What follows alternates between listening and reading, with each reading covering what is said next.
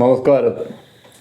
മലയാളത്തിൻ്റെ മഹാകവയത്രി നാലപ്പാട്ട് ബാലാമണിയമ്മ 1909 ജൂലൈ 19 പുന്നയൂർക്കുളത്തെ നാലപ്പാട്ട് തറവാട്ടിൽ ജനിച്ചു. അന്ന് ആ സ്ഥലം ബ്രിട്ടീഷ് മലബാർ ജില്ലയിലെ പൊന്നാനി താലൂക്കിലായിരുന്നു. ഇന്നത് തൃശ്ശൂർ ജില്ലയിലാണ്. അച്ഛൻ ചിറ്റഞ്ഞൂർ കോവിലകത്തെ കുഞ്ഞുണ്ണി രാജ, അമ്മ നാലപ്പാട്ട് കൊച്ചുകുട്ടിയമ്മ.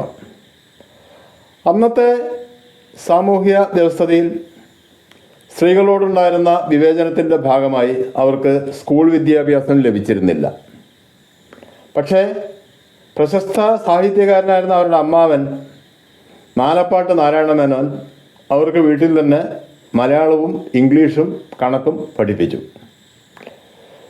പിന്നീട് അമ്മാവൻ്റെ പുസ്തക ശേഖരത്തിലെ ധാരാളം പുസ്തകങ്ങൾ വായിക്കാനിടയായ അവർ അതിൽ നിന്നുള്ള പ്രചോദനം ഉൾക്കൊണ്ട് എഴുതുവാൻ ആരംഭിച്ചു. 1928 19ാമത്തെ വയസ്സിൽ മാതൃഭൂമി മാനേജിംഗ് എഡിറ്ററായിരുന്ന VM നായരെ വിവാഹം കഴിച്ചു. പിന്നീട് അദ്ദേഹം കൽക്കട്ടയിൽ ഒരു കമ്പനിയിൽ ഉദ്യോഗം നേടി.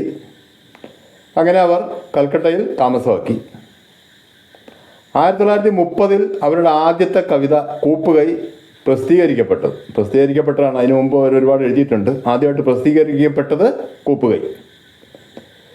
പിന്നീട് അങ്ങോട്ട് ധാരാളം കവിതകളും ഏതാനും കഥകളും അവരെഴുതിയിട്ടുണ്ട്. മാതൃത്വത്തിൻ്റെ കവയത്രിയെന്നും മലയാള കവിതയുടെ അമ്മയെന്നും പിന്നീട് കാലം കഴിഞ്ഞപ്പോൾ മലയാള കവിതയുടെ മുത്തശ്ശിയെന്നും എല്ലാം നമ്മൾ സ്നേഹപൂർവ്വം അവരെ വിളിച്ചു.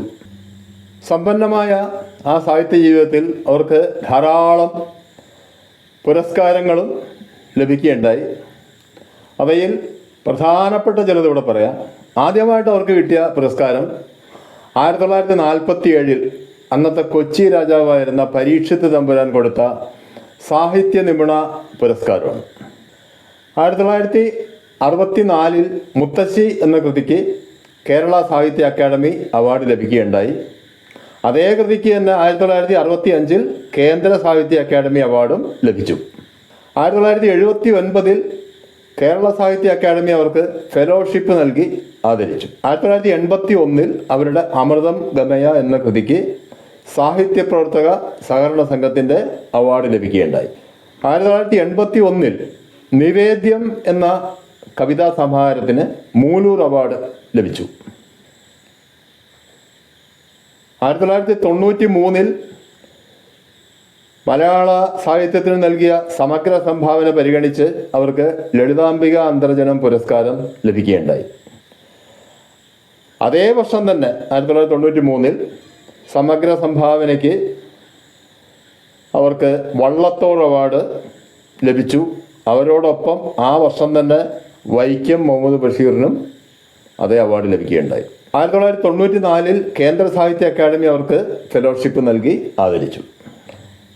1995 അവരുടെ സമഗ്ര സംഭാവനകൾ പരിഗണിച്ച് കേരള സർക്കാരിൻ്റെ ഏറ്റവും വലിയ അവാർഡായ എഴുത്തച്ഛൻ പുരസ്കാരം ലഭിക്കുകയുണ്ടായി. 1995 നിവേദ്യം എന്ന കവിതാ സമാഹാരത്തിന് ഇന്ത്യയിലെ തന്നെ ഏറ്റവും വലിയ ഒരു ബഹുമതിയായ സരസ്വതി സമ്മാൻ അവർക്ക് ലഭിച്ചു.